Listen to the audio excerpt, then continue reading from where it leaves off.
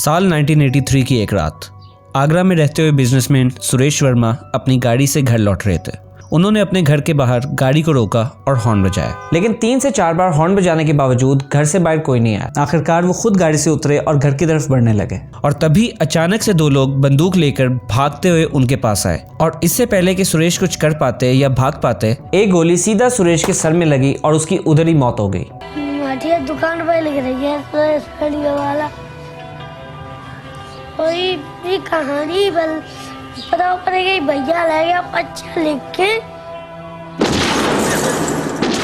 सुरेश वर्मा पर हमला करने वालों का कुछ पता नहीं चला और उनकी फैमिली ने बड़ी मुश्किल से इस हादसे को कबूल किया था। लेकिन फिर इस वाक़े के 5 साल बाद कुछ ऐसा हुआ जिसने उनके पुराने जख्मों को ताज़ा कर दिया, क्योंकि उनकी मुलाकात एक 4 साल के बच्चे से हुई जो खुद को सुरेश वर्मा बता रहा था। 10 दिसंबर 1983 को उत्तर प्रदेश के एक गरीब खानदान में एक बच्चे की पैदाइश हुई। उसका नाम तोरण सिंह रखा गया और उसे सभी लोग प्यार से टीटू कहते थे। उसके घर वाले आगरा से तकरीबन 13 किलोमीटर दूर बाढ़ नाम के एक छोटे से गांव में रहते थे। 6 भाई बहनों में सबसे छोटा टीटू सभी का बहुत लाडला था। लेकिन जैसे ही वो 2 साल का हुआ उसने अजीबोगरीब बातें करना शुरू कर दी। ये मेरा घर नहीं है और ना तुम मेरे माँ बाप हो, और मेरा नाम टीटू नहीं बल्कि सुरेश है और मेरी एक बीवी और बच्चे भी हैं। 2.5 साल की उम्र में ये बालक ये बताता था कि मेरी माँ का नाम राजकुमारी है, मेरी बहू का नाम उमा है, मेरे पापाजी का नाम चंदा भारती है।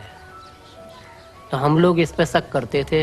हम पूछते थे कि हम कौन हैं, तो ये बताता था कि हम तुम्हारे घर के नहीं हैं। अब टीटू की ये बातें सुनकर उसके घर वाले परेशान हो गए, यहाँ तक कि टीटू ने अपने माँ बाप की गरीबी का मजाक भी उड़ाया। गरीबी की वजह से फटे पुराने कपड़े पहनने वाले अपने घर वालों से टीटू कहता था कि उसके पास बहुत सारा पैसा है, एक बड़ा घर है और एक बड़ी गाड़ी है। लेकिन सवाल यह है कि क्यों टीटू ऐसी अजीबोगरीब बातें कर रहा था? उसके ऐसे बिहेवियर के पीछे आखिर क्या राज था? जैसे जैसे वो बड़ा हुआ उसका बिहेवियर और अजीब होने लगा। 4 साल के होते होते तकरीबन रोज अपने घर वालों से आगरा जाने की जिद करता रहता और वो हमेशा उसकी बात को टालते रहते। और एक दिन टीटू को बिना बताए उसके वालिद किसी काम से आगरा चले गए। जब टीटू को ये बात पता चली तो वो गुस्से से पागल हो गया। उसने घर की सारी चीजों को तोड़ फोड़ दिया और वो जोर जोर से चीखने और रोने लगा। फिर जाके टीटू के 13 साल बड़े सबसे बड़े भाई अशोक ने जब उसे बात करने की कोशिश की तो टीटू ने उसे बताया कि आगरा में उसका एक बहुत बड़ा घर है और वो वहां जाकर अपनी फैमिली से मिलना चाहता है। उसका भाई ये सुनकर थोड़ा सा सरप्राइज और शॉक हुआ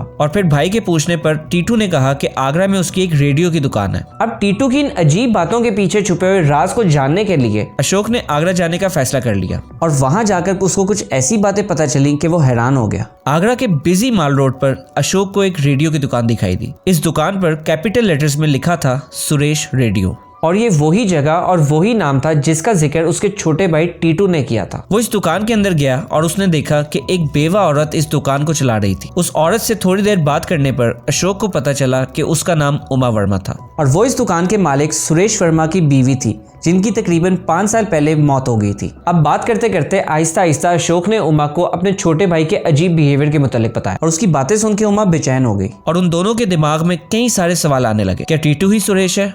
क्या वो अपना दूसरा जन्म लेकर वापस आया है? ये सब सुनकर अगले ही दिन उमा अपनी फैमिली के साथ टीटू से मिलने उसके गांव चली गई और जैसे ही टीटू ने उसे देखा वो भागकर उसके पास आया। अजीब सा लगा ही मेरे को। फिर मैंने कहा लगा के चलो देखें बातें क्या हुई, कैसे हुई, क्या करना है, चलना है, सोचते रहे। फिर घर गई मैं शाम को। मैंने फिर पेरेंट्स लोगों से कहा कैसे ऐसे बात है। वो लोग बोले कि चलो सुबह ही चलते हैं। सुबह 7 बजे गई वहाँ। अब टीटू ने नोटिस किया कि उमा एक मारुति कार में आई थी तो उसने गुस्से से सुरेश के भाई की तरफ देखा और उससे पूछा कि मेरी फिएट कहाँ है। एक्चुअली सुरेश की मौत के बाद उसके घर वालों ने उसकी फिएट गाड़ी को बेच दिया था। तो इस छोटे से बच्चे को इसके बारे में कैसे पता चला? टीटू बहुत ही प्यार से सुरेश के माँ बाप से मिला और जैसे ही वो उमा की तरफ बढ़ा उसने अपने बच्चों के बारे में पूछा और 20% जरा शक था मुझे उसके ऊपर। जब भी मेरी तबीयत 2-4 बार मेरे घर पर भी मेरे पास आया वो और चिपट गया मुझसे और मुझे छोड़कर नहीं जाता कहीं पर ही। वो बड़ी मुश्किल से मैं अपना उसको पीछे छुड़ाता हूँ।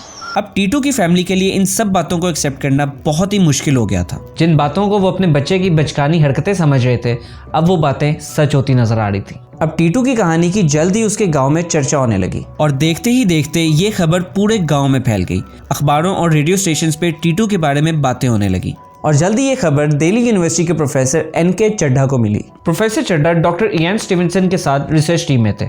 Doctor Ian Stevenson university of Virginia के एक वेल नोन और हाईली रिस्पेक्टेड प्रोफेसर थे। उनकी एडवाइस पर डॉक्टर एंटोनिया मिल्स, जो कि उनकी कोलीग थी और उनका इंटरेस्ट ऑफ रिसर्च रीइंकार्नेशन था, जब एंटोनिया मिल्स तक ये बात पहुंची तो वो टीटू के केस को क्लोजली स्टडी करने लगी। अब टीटू के केस को क्लोजली स्टडी करने के लिए मिल्स टीटू और उनकी फैमिली के साथ आगरा चली गई। अब आगरा पहुंचते ही टीटू को अपने पिछले जन्म की बातें और भी ज्यादा याद आने लगी और जब टीटू सुरेश के घर गया, उसने आंगन में खड़े खड़े एक दरख्त की तरफ इशारा किया और वो उमा से कहने लगा कि उसने उस दरख्त के नीचे सोने के कॉइन्स दफनाए हैं। एक्चुअली सुरेश वर्मा एक ट्रेडर था और उसने कई बार धोखे से पैसा और सोना हासिल किया था। इस दरख्त के पास खुदाई करने पर यह समझ आया कि टीटू की बात बिल्कुल सच थी और फाइनली ये देखकर सुरेश के घर वालों ने भी मान लिया कि टीटू ही उनका बेटा है। पर क्या ये रीइंकार्नेशन सुरेश के दूसरे जन्म को प्रूव करने के लिए काफी है? एंटोनिया मिल्स टीटू की कई सारी बातों और हरकतों को बारीकी से स्टडी कर रही थी। अब सुरेश के घर वालों ने बताया कि टीटू का बिहेवियर सुरेश के बिहेवियर से काफी हद तक मिलता है। सुरेश एक काफी गुस्से वाला आदमी हुआ करता था। लड़ाई और खून खराबा इसके लिए मामूली बात थी और टीटू के बिहेवियर में भी ये सारी चीजें साफ साफ दिखाई दे रही थी। एक दिन टीटू, उसकी फैमिली और मिल्स आगरा के एक बाजार से गुजर रहे थे। उन्होंने वहां से चूड़ियां ली और जैसे ही वो पैसे देने जा रही थी,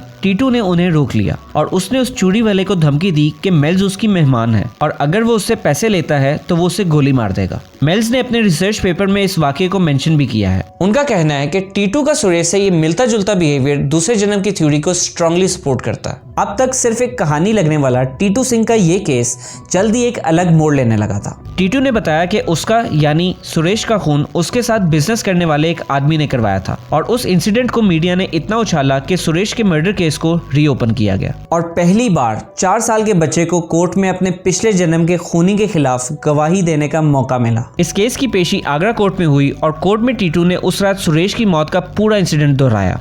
उसने बताया कि कैसे सर के राइट हिस्से में गोली लगने से उसकी मौत हो गई थी और सुरेश वर्मा की पोस्टमार्टम रिपोर्ट की इन्वेस्टिगेशन करने के बाद टीटू की सारी बातें सच साबित हुई।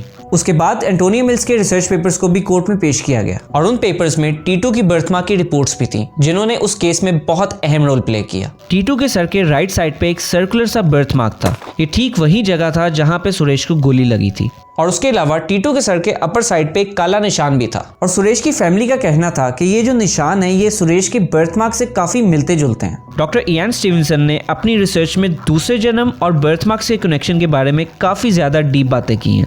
उनका कहना है कि बर्थमार्क्स हमारी पास्ट लाइफ की इंजरी से कनेक्टेड होते हैं और टीटू के केस में भी बर्थमार्क्स सुरेश के बुलेट वुंड से मैच करते थे। फाइनली इन सभी सबूतों की बेस पर आगरा कोर्ट ने दूसरे जन्म की बात को मान लिया और सुरेश के कातिलों को सजा भी मिली। अब ये बहुत ही रेवोल्यूशनरी जजमेंट था क्योंकि आमतौर पे कानून और अदालत ऐसी बातों पे यकीन नहीं करते। इस पूरे दूसरे जन्म की कहानी को झूठा बताया जा रहा था और उसकी एक अहम वजह थी टीटू की बर्थ डेट। टीटू की फैमिली का कहना था कि टीटू की पैदाइश 1983 को हुई, पर जिस सरकारी अस्पताल में टीटू की पैदाइश हुई थी वहां के कुछ रिकॉर्ड्स में टीटू की पैदाइश का साल 1982 था। ऑफिशियल रिकॉर्ड्स के अकॉर्डिंग सुरेश वर्मा का मर्डर 28 अगस्त 1983 को हुआ। अगर उन रिकॉर्ड्स को सच माना जाता तो पूरी की पूरी दूसरे जन्म की थ्योरी गलत साबित हो जाती। पर तभी रिसर्च ने एक ऐसी थ्योरी के मुतालिक बात की जिससे एक बार फिर इस केस का रुख बदल गया। रिप्लेसमेंट रीइंकार्नेशन, एक ऐसी कंडीशन जिसमें एक मरे हुए इंसान की रूह एक बच्चे की बॉडी में घुसकर उसकी रूह को रिप्लेस करती है। कॉन्सेप्शन से लेकर पैदाइश तक ही कभी भी हो सकता है। अगर माना जाए कि टीटू की पैदाइश 1982 में हुई थी तो ये कैसे मुमकिन है, क्योंकि सुरेश की मौत तो 1983 में हुई थी, राइट?